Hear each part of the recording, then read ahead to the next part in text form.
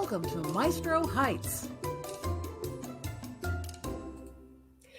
Good afternoon, everybody. My name is Gail Macinda, and I'm with History Quick, and I am delighted today to introduce you to our special guest, who is Lyle Ladner. And Lyle, why don't you tell us a little bit about yourself and about the National Pony Express Association, please? Yes, good afternoon. Yes, I am the past national president and the educational coordinator for the National Pony Express Association. The association's main duties is to maintain the history of the original Pony Express that was run in 1860 and 1861, and also educate everybody about the Pony Express. We hold an annual rewrite each year, and it covers approximately 1,850 miles, 600 riders, 450 to 500 horses, so in a 10-day period. So it's a large undertaking. The association dream child of this came from some riders in California in 1978, and their thoughts was to try to reenact part of the original Pony Express. And by 1981, it ran all the way from California to St. Joe, Missouri, which was the original trail. And the trail has been developed, and we maintain as close to the original trail as we possibly can with the physical barriers. And we follow under, in about 1987, the Congress determined that we was a national trail, and we fall under the National Parks umbrella as one of the National Historical Trails. So that's what our association does. We have the annual rewrite. We have a convention every year. There's 8 individual states that participate in our association from California through Missouri. So if there's any questions, Gail, I'll be glad to answer them, please. Well, here we go. I first found out about the National Pony Express Association while doing some research on the Pony Express.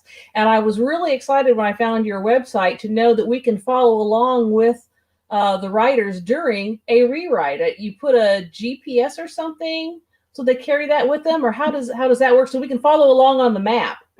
Is that right? There's actually a GPS tracker that's placed in the Mochila that's been developed and improved over the last 5 or 6 years.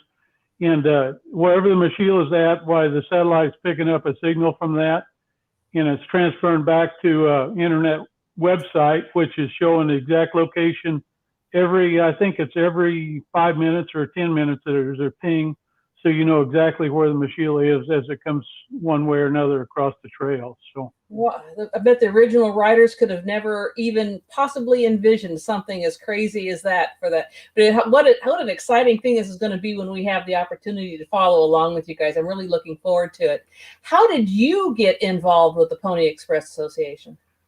Oh, a friend of mine was one of the original members here in Kansas, and he finally talked me into joining later on after I had more vacation where I worked at, so I could actually be involved. And I guess I just got involved and started traveling to some of the conventions and meeting people in other states, and that's how I got involved. And I guess I'm more into promoting the now, here and now, and the new website and the new technology that I am, keeping up on the history. But right now we're trying to report some of the history of our original riders.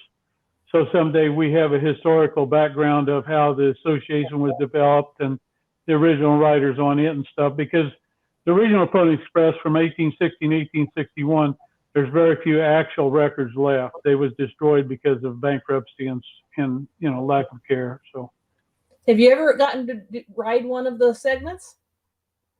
I ride one every year. Yes.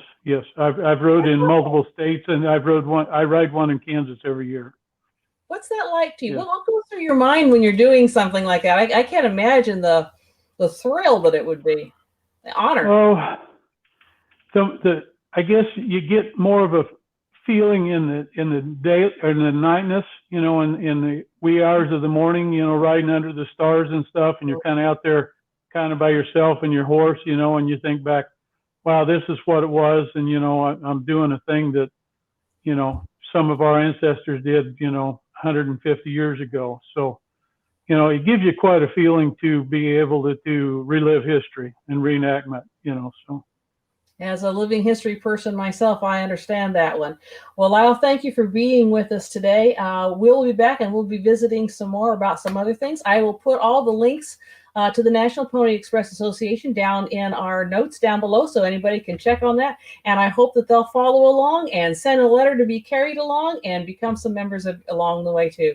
So thank you, and we will see you next time. Bye-bye. Thank you very much.